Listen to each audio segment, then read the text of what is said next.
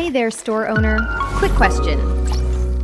Do you have important pages in your Shopify store that nobody can actually find? Things like your return policy, your terms of service, or maybe your withdrawal form, especially if you're selling to customers in Germany or the EU. Or you want to turn plain text into a clickable link inside your Shopify store? In this quick tutorial, we'll show you how to add a form link to text anywhere in your Shopify store. Head over to your Shopify admin.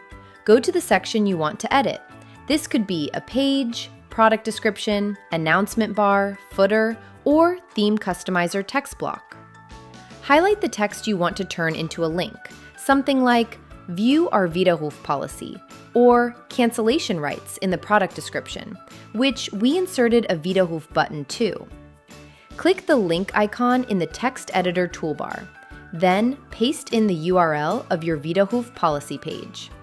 Hit insert and boom, that text is now a clickable link.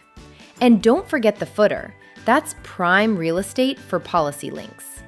Go to your Shopify dashboard, navigate to the content section, open your footer menu, and add your Widerruf form with this URL so that Shopify customers can easily access the order withdrawal link of the Shopify store. Customers know to look there, so make sure it's right where they expect it. And that's it. Simple, right? Adding text links is a small detail, but it creates a smoother shopping experience and helps customers find exactly what they need. If you haven't set up your Widerruf policy yet, drop any questions in the comments, and we'll see you in the next one. Happy selling!